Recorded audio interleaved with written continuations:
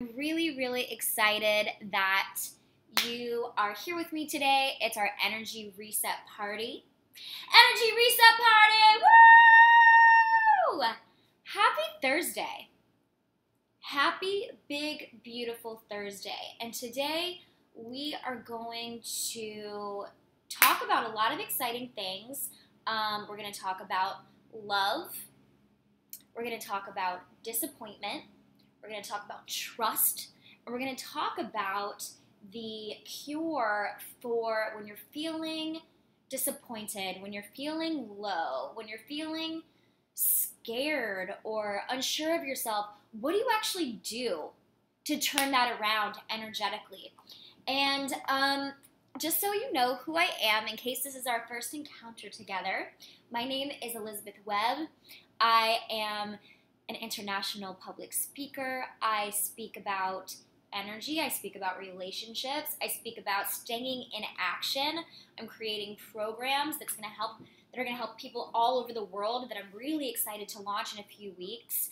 All about action and resilience and continuous action in the direction of our dreams. I really feel like so much of our results are determined by our resilience. Resilience is a choice. To a big, big, big extent, it is a choice. It's a choice to get back up again. It's a choice to keep going. And it's also a choice how we process what happens to us. Because the reality is, if we are living big, bold, beautiful lives, you're going to have big disappointments. You're going to have big, epic face plants where you're like, oh, everything's going my way. This is amazing. I can't believe this is working out. Like, sideswipe, did not see that coming. Holy crap, that scared me. That's going to happen. Also, miracles will occur. Also, opportunities that you never saw coming that are better than you could have ever imagined, those will occur. When you're playing a big game, you're going to have big results. You're going to have big setbacks. You're going to have big tests. And this has so been the theme of my week. This has so been the theme of my week.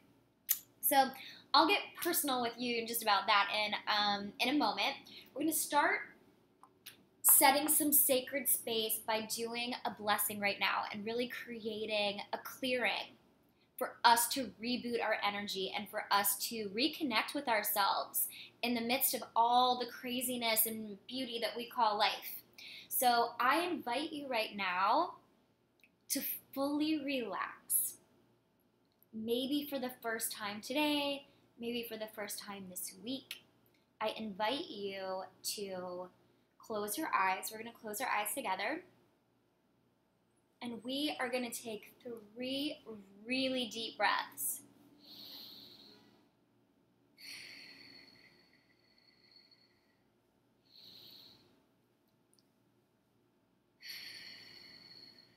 And one more.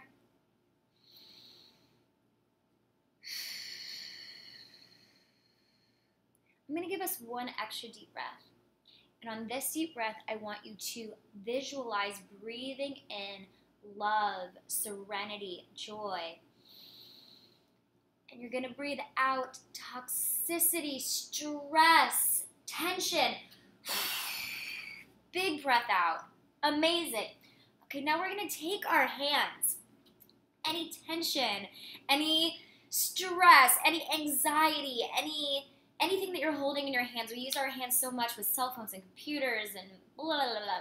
Just going to flick the energy, anything that you're holding, all the way up from your neck and your shoulders. I want you to just flick it out your wrists and picture like energy balls flying out your fingertips. Maybe they're brown, green, black, just flying out your fingertips. And know that you get to release that. Anything that you've been holding, anything that you've been carrying around that you're like, oh, it feels heavy, feels stressful, you don't have to carry it. You can deal with your life and have those situations, but you don't have to carry that stress and that weight. That's actually a choice that we make. It's a choice that I make sometimes, and then I unchoose it. And, you know, my energy gets funky and I get weighed down and I feel disappointed or stressed or whatever. And then I clear it out because I make that powerful choice all the time. And I want you to make it with me. Okay? So we're going to do an extra level of healing right now. Gonna rub our hands together. And take your hands about 6 inches apart. Feel that energy ball of healing, beautiful light. Now you're going to scoop it. Take that energy. Maybe it's white, maybe it's yellow, pink, blue. Decide what color it is and get it going again. Mine's yellow today. Yellow like the sun. I'm going to scoop it all over our body. Down to the feet. Back up the legs, torso, head, and see if there's any area of your body that's saying, I want extra light. Pay some attention to me. Just check in. I would love to have a different answer this week, but my area of my body is my throat. So I'm going to put some extra light and energy. I'm just going to intend that it goes there and visualize it going there. And I want you to do that on any area of your body that you feel is vulnerable or it's asking for extra light. It's feeling parched for energy. Just put your hands there, beam it light, beam it love, and know that you have the power to heal your body. More than any doctor, more than any healer out there. You to you. That's the most powerful healing. So I'm just asking right now, I want you to check in to the area that's vulnerable and say, hey, do you have any messages for me? No attachment. It's okay if you don't get anything. It's okay if you do. There's no wrong in this. It's only practice. Powerful practice. The message that I'm getting from my throat is not so much a message, it's more of a feeling. I know, or the message that I'm getting is that I have sadness that's actually stuck here right now. That's how that's feeling to me. And when I tap into my throat and I give her a voice, she's saying, I'm sad, I feel sad. There's some experiences that have happened recently in my life, just really in the last week or two, where I've had things occur that have felt sad to me, and I haven't really let myself process them. I haven't. You know, sadness is one of those feelings that scares me. I almost feel like if I go there and I start to feel it, my subconscious is like, what if I can't come back? Like, what if I can't be happy again if I go there and really feel that sadness? But I'm getting the message, you gotta process it, baby. Don't sweep it under the carpet. Feel it. Hold it. It won't be permanent. You can hold it and then let it go. It doesn't make you a sad person to feel sadness. It makes you a human being. Newsflash, I get to be a human being. We all do. Okay, beautiful. So the theme of this week is twofold. The first is choosing powerfully how we process our experiences. And as I mentioned before, wow, have I had a doozy of a past 2 weeks. It's been really interesting. It's been a bit surprising. It's been beautiful. It's been disappointing. I've had some things that felt sad to me happen. And I know, because I'm in the business and the life work of helping people process their lives in a way that is empowering. Sometimes you're not going to feel empowered. You can be an empowered person and sometimes feel disempowered. Sometimes feel a feeling that feels like, maybe it feels like weakness. Maybe it feels like, something that feels, something you don't like how it sounds. Desperation. sad, scared, anxious. You get to feel those things, because if we push it away, if you push away those negative feelings, they will come crawling back. They don't really go anywhere. If you function over them, if you're just like, hey, I get to process these feelings right now, I'm actually going to lean into it, experience it, and then let it move. So, just so I'm not being like ominous, I won't go into the big dirty details as to not be self-indulgent with all of our time. But I had a disappointment in my love life. And this is a doozy for me to talk about, because I want to have it figured out. And I help people with this so effortlessly. And it does still feel like a struggle for me sometimes. Maintaining my own hopefulness in this area, having the resilience in this area. And there was a guy that I had kind of a whirlwind experience with. We were together like every day for a few days, and then we had plans to see each other. He made plans with me to see me while I was in New York, which would have been like now / this past weekend. And he didn't follow up. So he asked for plans and then didn't come through on them, and actually didn't acknowledge it at all. Kind of pulled a like MIA ghosting kind of thing, which I haven't had much experience with that, but I hear that it happens all the time.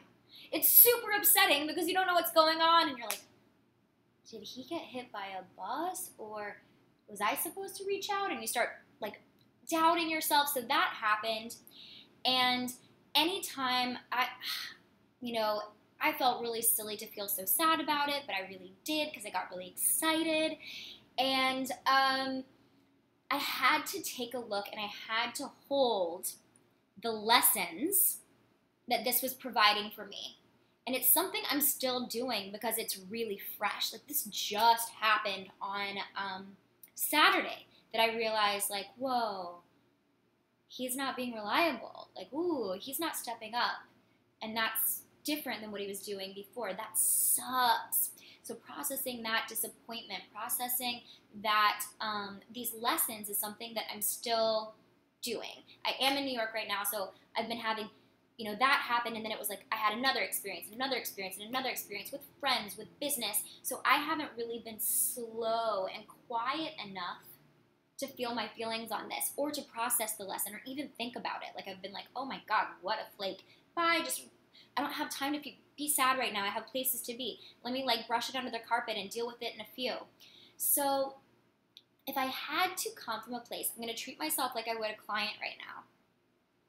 If I had to come from a place of total responsibility, the reality of that situation is I let things move a little bit fast emotionally. I'm not talking about sex. That's a different conversation. But emotionally, I let things move a little bit fast. And one of the reasons why I did that, one of the reasons why I saw him 3 days in a row, and I was willing to introduce him to my friends, and I was willing to kind of like let him skip to the front of the line, is I had just had 2 other disappointments in my personal life, back-to-back, quick ones, like this guy came back, different guy, asked for another chance, pulled a weird thing, I was like, ooh, didn't want to deal with that disappointment.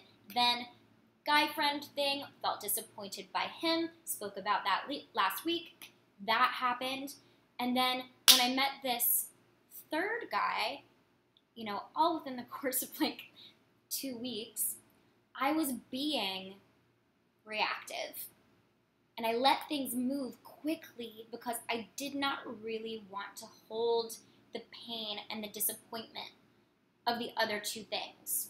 So, okay, guy asks for a second chance, blows it. Didn't let myself feel that disappointment. Not that I needed to write in my journal for 5 years about it, but I could have given myself a day. Guy friend thing disappoints me, blah, blah, blah. He's done. Didn't want to feel that disappointment either. So was rejecting that disappointment, so didn't want to feel it or hold it at all. Boom, jumped right into this thing with David, we'll call him David, and was just like, okay, this feels better than processing my feelings. So I was reactive, I was fast, I let him skip to the front of the line instead of proving himself, and then I got super disappointed as a result. I can own and hold all of that. So the lesson that I got from this, one of them that I'm processing right now with you, thank you, this is great, group therapy. One of the things that I really learned and am learning right now is when you're feeling startled or you're feeling scared, it's a good time to take a time out, return to self-love and return to self-care, and then get back on the court. What I was doing was continuing to play on the court, but playing with a handicap. And the handicap was like, I'm going to keep playing because I don't want to feel my negative emotions. That does not create magical results. It doesn't. Take a time out. You know, when I was a cocktail waitress in college, once in a while you'd be carrying a plate or, you know, a tray full of drinks. A customer would slam into you. You'd drop all the drinks. It would be very embarrassing and dramatic. You'd feel in trouble. Everyone would look. And it happened all the time. And what I learned from that by watching other cocktail waitresses is what they needed to do when that happened was actually remove themselves from the floor for like 5 minutes, 10 minutes. If they went right back to the bar and got another plate of drinks, usually they were so shaken up and embarrassed that they could even drop the tray again. They were flustered. They were continuing to play flustered.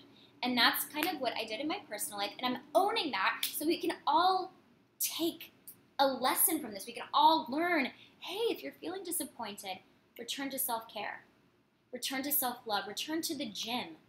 Get diligent about your own joy. And then get back on the court. You don't have to take a 2-week timeout. A day, 2 days, 3 days until you're feeling, build up your resilience. Don't keep playing with a handicap, okay? So, lesson of the week, when you're playing big, you're gonna get tested big. It's just the reality. When you're playing big, you're gonna get tested in big ways. Accept that. Know that that's a part of having a big, beautiful life. And when you get tested, when you feel disappointed, when you feel that sting, take a moment. Take a moment for yourself. Recalibrate. Get back to you. And then get back on the court. Don't get back while your hands are still shaking. Give yourself a moment. That's self-care. And doing this over time is a choice about resilience. And then once you're resilient, once you're feeling like more balanced, focus out. Focus out. Focus out. There's a dance that one of my mentors does that basically is like, I'll show you the dance. I'm going to stand up. He'll go like this. This is my one of my mentors, Espinoza, goes, focus out, focus out, focus out, focus out. And what that's about is within our own minds, we can drive ourselves crazy. When we're focusing out, when we're sharing our light, there's no sadness there. So process your emotions, get back on the court, and focus out. That's the theme of the week, baby. So who's ready for a dance break right now? I'm hoping you are, because I got a song for us. And we are going to dance it out. And I want you to get out of your seat right now and dance with me.